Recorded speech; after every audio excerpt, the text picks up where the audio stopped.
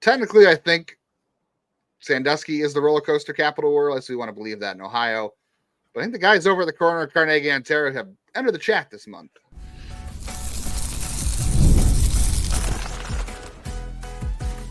You are Locked On Guardians, your daily podcast on the Cleveland Guardians. Part of the Locked On Podcast Network, your team every day. Hello, everyone, and welcome to the show. Today's show is brought to you by Supply House. SupplyHouse.com is a reliable way to get parts fast. Shop for your next plumbing, HVAC, or electrical job and get fast shipping from coast to coast at SupplyHouse.com. On today's Lockdown Guardians, we thought we were out. They're pulling us back in after things went bad in New York and they lost the game on Friday. Everything looked bad. The Guardians are only one game up in the AL Central. The waters have calmed. So we'll talk about if the Guardians are now putting themselves back into a good position heading into a very important week. Some unlikely heroes from the series. We'll talk about the matchups versus KC. And this is a very weird matchup in terms of how things are going to play out. But I think one that's not bad for the Guardians necessarily. And then we're going to get into a whole lot of minor league stuff. There's a lot of players to talk about in the minor leagues, whether it's September call-ups, guys that are just having good seasons that we really like, and some big weekends from some big prospects as well. It was a home run full day. Some shout outs to Aaron and Pat, who joined me on a chat as we were watching the end of the game. So two of our everydayers. For those who do not know me, I'm Jeff Ellis, one of the two co-hosts here on Locked On Guardians. Been here since the beginning of MLB talk on the side of Locked On. Before that, it was a lead draft and prospect analyst at Scouting 24/7, occasional contributor to Prospects Live. And before that, was I'm going to stay second favorite blogger at every Cleveland sports blog that has and will exist. What was Friday? Do you remember what Friday was? It was two as well, because for the two losses. I was feeling two losses. So we're sticking with two. Okay. Yes. Different two, though. And it's not for 2 wins. It's not for 2 wins. Is it for the doubleheader on Monday? It is not for that. Out of the bag. Okay. All right. Guess what that is in the comments. I'm Justin Latta, your other co-host. I've been here we're almost on 2 years now. It's going to be 2 years in about It's not that too either. It's not that too. Oh, darn. I thought I was special. I got to be the number favorite blogger of the month. I was looking forward to that, or of the day. I've been writing about the Guardians minor league system since 2007. You might have read me at places like Guardians Baseball Insider, more recently the News Herald, the Morning Journal, my own website, and then also an occasional contributor to Prospects Live. It's been a while since I've written there. I need to get back on that, but we've been too busy for me to do that because the Guardians are having a very wild second half. Say the least. Yeah, that's the whole important. I know people get really upset about like the consecutive losses in the offense, and there's no doubt that's a concern. And they won 2 out of 3 over the weekend. They scored 13 runs that tied their season high, which is great. You know, you went out and you beat up a pitcher in John Gray, who's been injured and not pitching great since the injury. So like, that's good. And then Sunday, you didn't score a ton of runs, but you did what you need to do to a lefty, which was Cody Bradford, who's actually a pretty decent pitcher in his own right. He just threw one very bad pitch in that game, which we'll talk about that bad pitch. And then you also got great pitching over the weekend. Really, Tanner Bybee was 1 pitch away from, we'll get into that as well, 1 pitch away from, I think, the Guardians actually sweeping this series. And the Rangers. Jeff, I said this before the trade deadline. I said the Rangers should sell. They're not good. You did. And they decided to buy, and that really got them in bad position. And the Guardians beat up on a team they needed to beat up on. And I know that's not going to be super sexy to a lot of people. It's like, oh, great, they beat a bad team. And they got a good one coming to town for 4 games in a really important series. But, a year ago, Cleveland kept stubbing its toe against bad teams. I love that a year ago, and this is important too, actually, because Austin Hedges said this in the pregame this weekend. A year ago, the Guardians had 2 sweeps, right? One was Oakland in like May, and then one was Texas in September when Texas was like really struggling. And then, of course, Texas went on to win the World Series. And Austin Hedges said, we got swept in that series. He remembered that. And he remembered a lot of people asking, like, is this team going to do what they should do with this roster? And they returned largely the same roster. And now they stink. And that's just World Series hangover. Like, it is hard to believe watching this Rangers team. I know a lot has to do with injuries, but it is amazing watching this Rangers team and seeing like, wow, this was a World Series team a year ago. Teams do go through all these stretches. They do. And that's why, like I said, everybody wants a lot of the yelling and the screaming. We did a little bit of that ourselves over one bullpen move last week, which everybody seemed to love. But like, that's why, you're wrong. You're wrong. You're wrong. Stephen Vogt. That's why Stephen Vogt is not publicly like yelling and screaming. That's why players aren't publicly like getting mad and saying derogatory. I don't know, I said derogatory. Incredulous. What's the right word for that? Egregious. Aren't saying egregious things. Because 162 game season, everybody has bad stretches. Guardians just happen to have had more bad stretches in the second half than the first half. But you can't really allow yourself to ride the roller coaster the way the fans do. Like, it's fine for fans to do it, right? Because fans have no control over what happens in a game, which is what makes this fun. But as a team, like, you do have control over it, and you have to stay even keel. So I know maybe fans are looking for more emotion from the manager and the player, and then they weren't showing it. But the reason you stay even keel is because you got to come out and find a way to win the next game and forget about the last game. And luckily for the Guardians, they did that this weekend. They took care of business, and now with this Royal Series coming up, they're kind of in a better position. Like, they're not in a bad position. Certainly, they could be better if they took care of business before, but they put themselves in a good position here. They did. Today's game was kind of the classic example of good teams find ways to win, bad teams find ways to lose. With we're not gonna we'll talk Noel because he had a great weekend. We're not going to get into the Jonk debate, but the nice thing with Noel that is we've talked about before in the show is like when a player has issues, we hear about it. When a player is a good dude and works hard, we also hear about it, and that's Noel. Like, he puts in the work, the hustle. And yeah, he swung at a pitch maybe he shouldn't have swung at, but then he hustled down the line, right? And then Brennan, then they get the bunt, which I don't love bunts, but hey, whatever. Advance the runner. And then Brennan gets the hit. And you got Austin Hedges at the plate. And they're so worried about Hedges, and they're worried about Brennan trying to steal that they throw the ball away. And that gives Cleveland an insurance run. And how much different does it feel when Hunter Gaddis gives up a home run and it's a tie game as opposed to being a 3-2 game? Like, it is a world of difference that having that run. And then, yes, Fry comes out and hits the home run. His last two are against righties. But, it's that. Like, this team did enough of the little things. They took 2 out of 3 from Texas. The Twins, I believe, also took 2 out of 3 from Texas last week. So you want to keep pace. And then the Twins dropped 2 out of 3 to the Cardinals. So, hey, we're not a good team, by the way. No, they're struggling. And the Guardians see them in September. Yes, and they've had all sorts of. I mean, they sent Nolan Gorman down. Like, that's how bad things have gotten for them. He's been bad. I mean, Jordan Walker, best prospect in baseball by some people, can't get it across. There's weird things going on in St. Louis. Yeah, I did as well. It's and you were talking about like Texas a year ago. Like, that's just baseball. It feels like we're talking about Tampa and their struggles this year. Playoff team a year ago. A year ago, people were saying the same things about Cleveland after they made the postseason in 22 and then struggled in 23. Like, sometimes it's hard. Like, the wrong injuries hit at the wrong times. Players regress or struggle with consistency, and this is what happens. And, we experienced it as a fan base in 2023. Right now, Texas and Tampa are experiencing it this year. And, we'll see.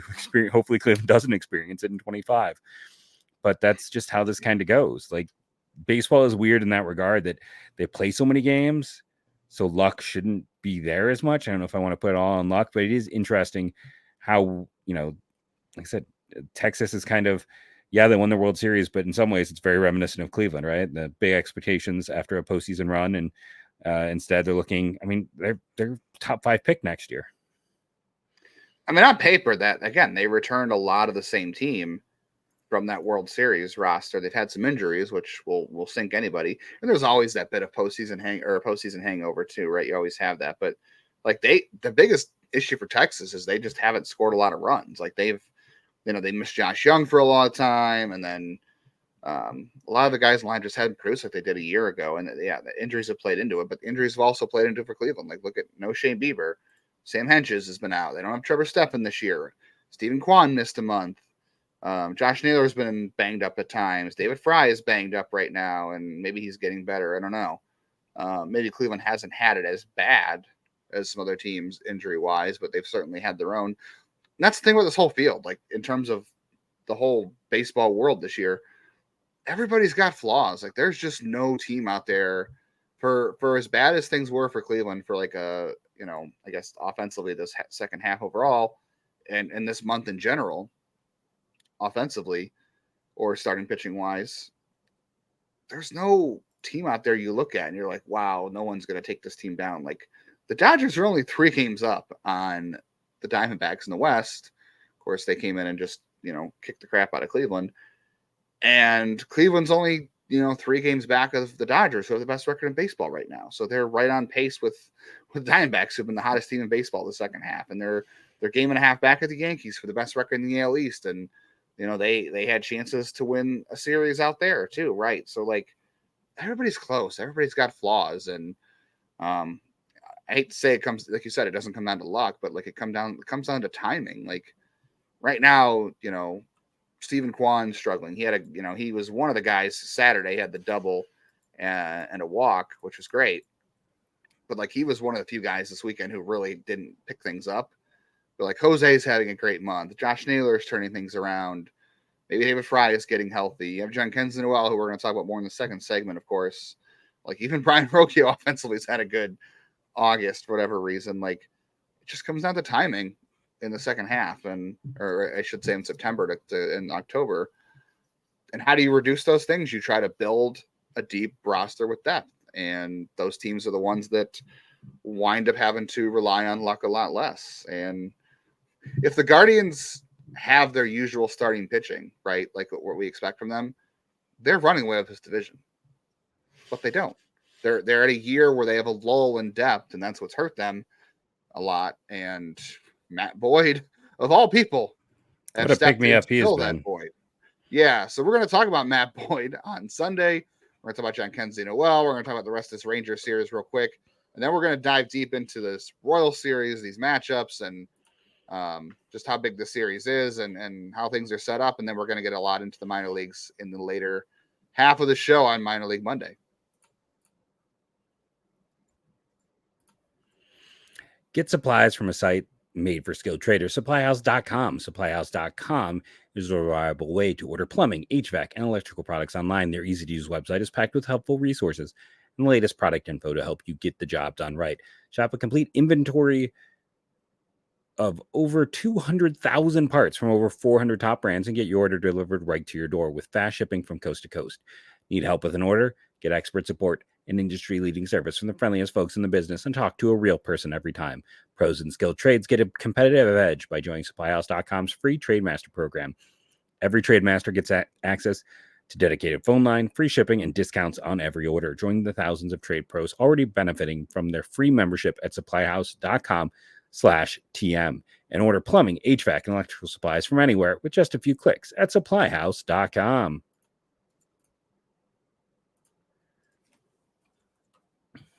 Thanks for making Locked On Guardians your first listen today and wherever you get podcasts and every day, including YouTube as well. After you're finishing today's show, head on over to Locked On MLB to check out our pal Sully breaking down all the pennant races, all the award chases. Ohtani goes 40-40. Just unbelievable what's happening with Shohei Ohtani. My mind is blown. People generational talent. Yeah. Like when you say generational talent, that is generational talent. Yeah. If it's not Shohei Ohtani, it's not generational. But you can hear all that on Locked On MLB with our pal Sully, part of the Locked On Podcast Network. Your team every day. We're covering your Guardians and the Rangers over the weekend. We both thought that in a weird way, Alex Cobb was going to be the more stable option of the two guys that were going to join the rotation. Like we thought Matt Boyd was kind of a wild card because he's coming off Tommy John and he hadn't pitched and we didn't know how that was going to go. And then Cobb was decent for all but one pitch of his first start. His second start was good. And then now he's got a half a fingernail. So hopefully he's hoping. I saw only going to miss 2 starts. They're hoping. I don't know if that's going to be true or not. Maybe it'll be 3 max, but that still is a tight timeline at the end here. But Matt Boyd, I don't know how much more you can ask of Matt Boyd. I mean, he was great on Sunday. He looks like the dude. Like he was never this consistent, I feel like, with the Tigers. I remember Matt Boyd with the Tigers, and I remember a guy that definitely frustrated the Guardians a lot whenever he faced them. So I remember every time watching Matt Boyd and thinking, why can this team not hit Matt Boyd? Like the numbers don't look good. Why does this team struggle against Matt Boyd? And maybe when he was on Detroit, Cleveland had a lot of guys in the lineup that were lefties. They didn't hit righties very well. Now it's the reverse for Cleveland. But he is, he only allowed one run on Sunday. He was pretty darn good. It was his first quality start. It was his first win in over a year. I know pitcher wins don't mean anything, but outwardly, but inwardly, it has to feel good for a pitcher to win a game. It matters to them. Doesn't matter statistically proving forward, but it matters to him. I mean, his worst start in 3 starts so far, he walked 4 against the Yankees in 5 1/3, but he kept 2 in the game, and you won that game. Like, even against arguably the most top-heavy lineup, the best top-heavy lineup in baseball. I shouldn't say arguably, they are a top-heavy lineup, but it's the best top-heavy lineup in baseball. There are a lot of them. Hard to find a better one, too. Yeah, it's hard to find a better one, too. And he got beat by them, but, like, he didn't get beat by anybody else. Who was Aaron Judge not beating? Right. Like, he's going to win the MVP. Like, he's beating everybody. But the key in that series was don't let anybody else beat you. And he didn't. Those guys beat him. He walked 4. He walked the tightrope. But, like, if that's I'm sure there are going to be days where Matt Boyd's not this good. But, like, if that's his worst start so far, you're in great shape. Like, that's what Matt Boyd has done so far is just more than I think anybody could have asked for. 100%. And everything else at this point is just gravy on top. Like, the one thing I'll note with them, like, I think we were looking for reasons like, okay, what is Cleveland going to change with him? Do they see any adjustments? The only thing I can see is they've had him ditch the curveball a little bit, and he's reduced his slider usage, and now he's throwing more changeups and sinkers. The changeup hasn't been great, but he's thrown a ton of them, maybe just because he's facing more righties. He's thrown his sinker more than he's ever thrown his sinker in his career, and the expected stats, they say that teams should be hitting it better, but they're not so far. So, like, that's a nice adjustment. And somehow his four-seam fastball, the expected stats also say that he has been good with that. Like, for a guy who's averaging 90, 91 on his fastball, like 92, I should say, the teams aren't hitting it. Like, this has been a really nice surprise. Yeah. I mean, look at the cost of pitching, and he was essentially free to a good home, and he chose Cleveland because of their track record. And, I think it's been clearly beneficial for both. He is well on his way to earning himself a nice payday. And Cleveland is getting do I go so far to say reliable? It's early on. That's the only reason I'm not going to say reliable starter, but he's just been everything they need. And, he's kind of stepped right in, and, we'll get into the Kansas City matchup a little, but it's like, that's a team that's not strong against lefties, and it gives them that lefty starter you thought you were going to have with Logan Allen. Instead you have it here. And, everything is a bonus with him because you didn't expect it. So, but he's gone from bonus to like your number 3 starter. Yeah, I mean, unfortunately, it really can't be a bonus with him because now I can't resolve my stuff. Now you almost have to rely on him because he's right in the middle of your rotation. So now he becomes your number 3 essentially. Like, he is maybe, I don't know. He's up there with Ben Lively. Ben Lively's been pretty solid all year long. He was the king of options. The king of options. I mean, Ben Lively has control next year, so Cleveland should be bringing Ben Lively back next year.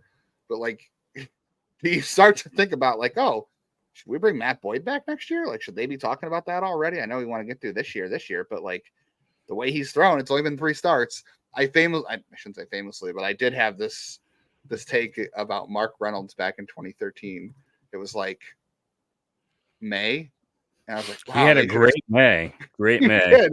And I said, wow, they should consider extending Mark Reynolds. And then Mark Reynolds himself said in an interview, oh, don't worry, you haven't seen me slump yet. He goes, trust me, you'll see what happens then and how things look. And then he didn't finish the season with them. So he was right. He called it that he was going to be let go and he was going to slump, and he did. He still had a good career after that. But so you shouldn't get too far ahead of ourselves on Matt Boyd. But, like, he keeps saying, like, this is the best he's ever felt pitching in terms of, like, health. Like, so it sounds like for years he was literally battling health. And I don't know. Like, you can't look too far into the future. I guess you're trying to figure out if this guy can help you. There's still some walks there and some of the expected stats, but, like, this guy's been everything you can ask for and more, especially for a guy that you literally, like you said, just literally got off the street. He was throwing in his backyard to, like, I think his kids or, like, some coaches. Like, he was literally working out by himself, and then threw for scouts, and then Cleveland jumped on it. And it's like we were saying, like, this should be found money. And here's $20. Like, that's a nice pickup right there. And we'll see what happens the rest of the way. But he was fantastic on Sunday, a day you needed him. Ben Lively got into the 7th inning on Saturday. He saved the big guys in the bullpen so they could go Sunday when you needed them. And then you had offense on Saturday. We're talking about the starting pitching, and everyone's been complaining about offense. They had 15 hits on Saturday night, and that's great. You know, Jose hit the home run late. Bo Naylor got into the act of the home run. And then it was a big weekend for Jhonkensy, Noel. And I know everyone has takes about our takes on Jhonkensy, Noel. That's fine. But, you know, as I said on Friday's show, we've been saying you play Noel because he is, like, they shouldn't even platooning Noel at this point. Like, I see people saying, like, oh, they should make a Valera and Noel platoon. Like, they don't even need to platoon Noel. He needs to play every day. I would even hit him behind Josh Naylor. Like, he should be number 5 hitter the rest of the way. Every game, like, he's on an absurd pace home run wise, right? If every game, though, in this offense, you know, if he goes 1 for 4 and 3 times he chases a ball out of the zone and one's a pop-up and one's a strikeout, and one of the times someone misses in the zone, it goes 450 feet. That's a game changer right there. It's working right now. I don't think we know if it's going to work in the future. I will say there have been positive signs. The chase rate has come down month by month. It's still at a very high rate, but perhaps it's at a rate where, you know, you're in Luis Robert territory. You're in Salvador Perez territory. Those guys have had good offensive seasons. It might work. We'll see over the long term, but, like, it's in a range where there's a chance. And I think that's all you need right now.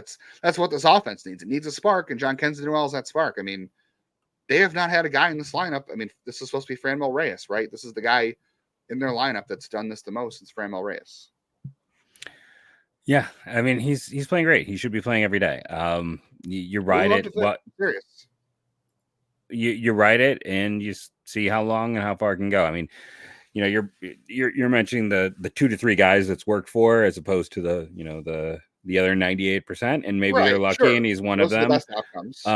But there's no debate about what he should be, which is, for now, he should be hitting 5 every day. Like, that is beyond debate. That's what he's one of your 4 best hitters. Yeah, right now, the way he's performing, it's like, if nothing else, ride the hot hand. We did it with Schneemann, we did it with Freeman, we've done it with rookies all year. Continue to ride that hot hand because it's worked. So if he stays hot, if he is in that minority of players that are successful, fantastic. You have found money. Again, because he was never a huge prospect. He was always a solid one because of his power. But again, it's that work ethic and the time he's put in that has allowed him to really change who he is as a hitter. Because, I mean, he kind of looked, you know, more like Bobby Bradley early on, and he's definitely gone beyond that as he's moved up. And there's more athleticism than one expects. A lot like Oscar Gonzalez. Now, people don't like that comp, but I mean, just in terms of athleticism for a guy that size, better than you expect in that profile. So yeah, like I said, we can worry about tomorrow, but for today, he should be in the 5 spot and forget about it. Yeah, I mean, he's doing all the right things. Like you said, he hustled to first base in the drop third strike. He hustled home, I think, on a ball he scored on last week as well. So that's super important. And he's getting friendly with Jose Ramirez. He's going to Jose for advice. That's the right thing to do. Yeah, it's always the right thing. He said he's constantly learning. Like, he talked about how, you know, he's not only learning by each at bat, but he's learning by taking in information and keeping track of things on the bench. Even when he's not playing, you know, he's still going through and he's learning more things. So if you're not playing every day, you're still learning something. That's super key for a young player, is when you're on the bench, you're not mentally out of the game. You're trying to find a way to learn and get better, even when you're not playing. And even if he's not playing, like, as a pinch hitter, he is incredibly dangerous because you're forcing a pitcher to go out there and not make a mistake. Like, not all pitchers, let's be honest, not all pitchers have the command to sit on the edges of the zone. Like, and I'll give him credit for this too. On Saturday, when he had 3 hits, 2 of the balls he hit were on the inside half of the plate. Like, we talked about how teams were going to jam him and try to stop him letting him extend his arms, and they jammed him, and he had 2 hits off of that. So that's, you know, a big adjustment for him. That's just nice to see. A big issue for him is low and outside. Like, he's chasing a lot low and chasing in the left-handed batter's box. But again, if he has one at bat a game where he hits a home run or hits a double, that might be enough. Like if you can get Kwan and Ramirez, Kwan's got to get it turning around. But if Ramirez and Naylor get it going again, you get somebody else to contribute, and then Naylor comes up. Maybe it's better Noel to hit 6 just because you might have more guys at the bottom of the lineup on ahead of him. He could be a game changer with one swing, and that's what this offense really needs. So it might just be one swing a game, but that might be the right time. And if pitchers don't miss in the perfect spot, he's going to crush it. And I don't know why, like the ball Corey Bradford threw to him, like was the worst pitch I think you could throw to a player like Jhonkensy Noel. Like that ball, treat it like he didn't have a family. All right, we'll talk more about the Royal Series. We'll talk more about the minor leagues, a big week in the minors and a big weekend. We'll get into all that next. Let's head on over to FanDuel. It is a good time of year. You've heard us talk a lot about FanDuel, America's #1 sportsbook. Right now, we've got something a little bit different for you from now to September 22nd. So you got about a month to take advantage of this. All FanDuel customers can bet $5, just $5, get a 3-week free trial of NFL Sunday Ticket from YouTube and YouTube TV. And then with the YouTube TV base plan, you can watch every regular season Sunday afternoon game out of market in the NFL. So all you need to do is a Google account and a current form of payment. You can cancel this any time. I split that plan with friends last year. It was super awesome. I mean, I don't have an allegiance to an NFL team, but I just did a fantasy draft on Sunday before we recorded this, and I will be watching out of market games with the Sunday Ticket on YouTube because I like following my fantasy team, even as bad as it is. I was just checking some FanDuel odds before this as well. Guardians are still the favorite to finish the season as the division winners. The FanDuel and the Vegas, the experts have not said any different yet. Right now, what I find interesting, though, is Emmanuel Clase plus 3,100 on Cy Young odds. So Tariq Skubal minus 1,900. Corbin Burns plus 1,400. And then it's Emmanuel Clase. So a very clear third, right? I wish you could bet on who is going to finish in the top 3. But, hey, the Cy Young field is really wide open. Emmanuel Clase does deserve first place votes, I think. So maybe something weird happens. You want to get in on that, go over to FanDuel. Visit FanDuel.com/lockedon to download America's #1 sportsbook. Doubleheader today for the Guardians. 140 and 640. Catch both games of action. Hopefully a lot of action for the Guardians on your Sirius XM app.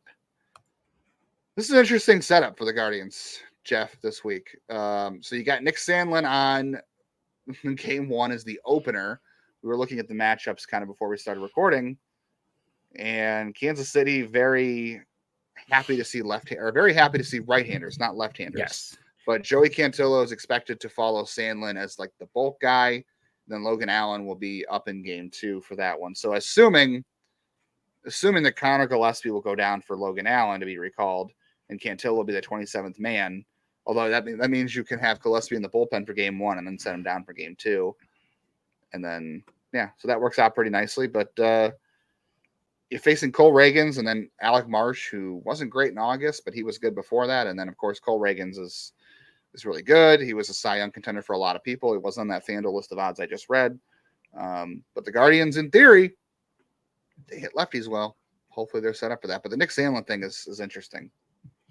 Yeah, so my general view on this is, I wrote it down so I wouldn't lose it in front of me, is, against left-handed pitching, Cleveland is the 11th best team in baseball with a 109 weighted runs created plus. Kansas City is 21st at a 94. If you flip it against right-handed pitching, Kansas City is the 21st, or is the 12th best team with a 102, and Cleveland is the 21st best team with a 95. So literally these two teams are mirror opposites, where Kansas City hits righties and Cleveland hits lefties. So by putting the righty in, what you're hoping for is that an inexperienced manager is going to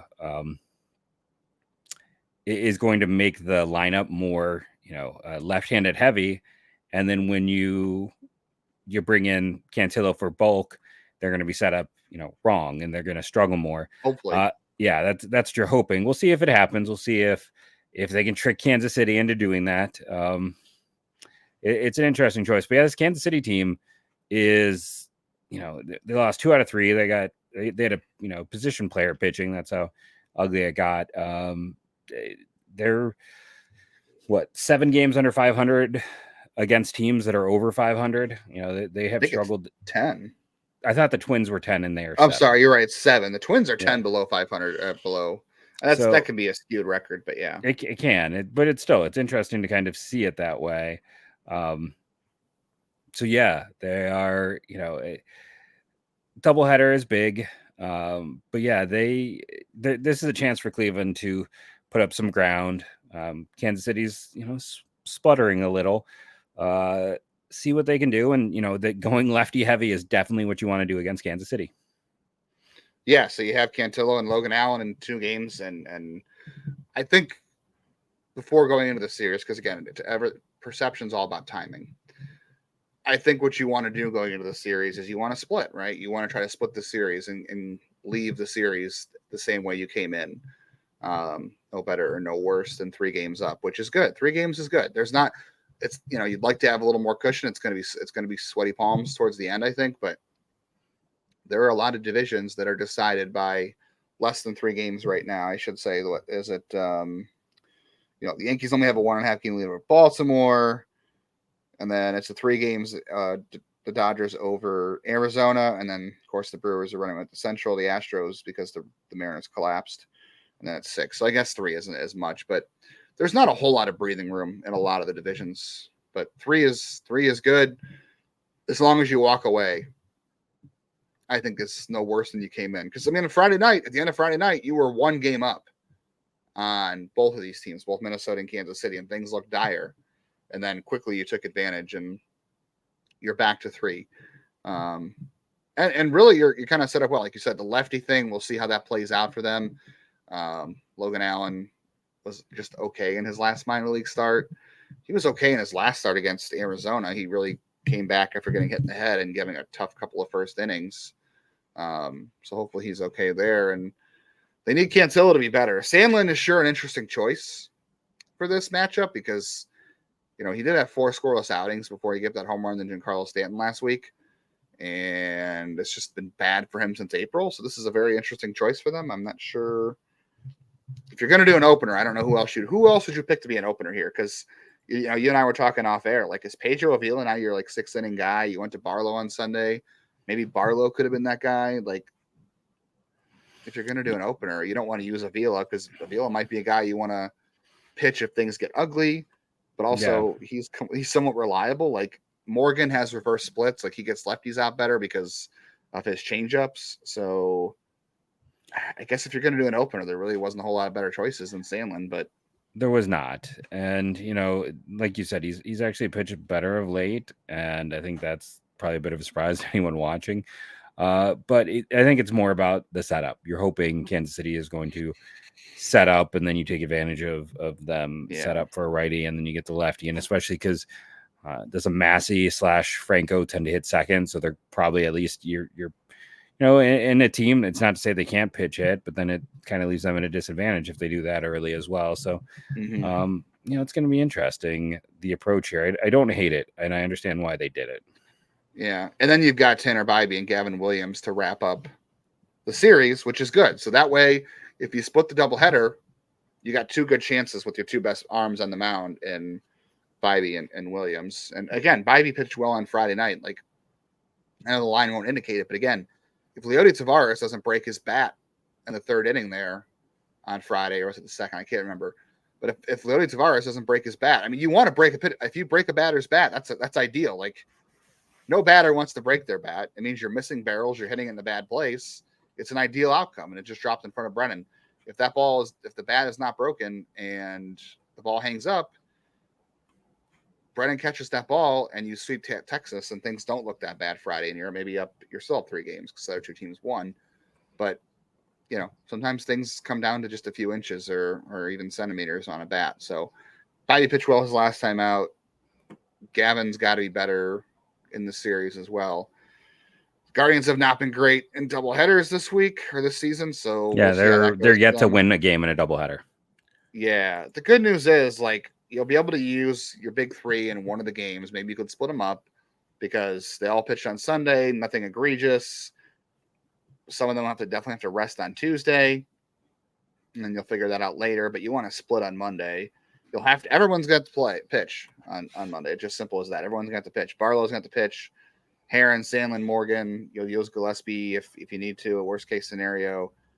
And then everyone else should be available in one of the games. And then you'll figure out Tuesday on Tuesday. And hopefully Tuesday you've got a good one coming from Gavin Williams and you don't have to worry about it as much. So we'll see. Interesting series. By the way, Cleveland's got 7 more with Kansas City. They are 2-4. If Cleveland wants to hold a tiebreak over the Royals, they got to win 5 of the final 7. That's going to be tough. I don't know if it's going to be that easy, but we'll find out. Let's only focus on 1 or 2 minor league guys and save some for tomorrow. We can do minor league Monday extended to tomorrow. Yeah, we'll get into that tomorrow. So I think the big ones. Let's save talk Valera, right? We could save that for a bigger discussion. I don't know. Okay. I mean, I guess we could.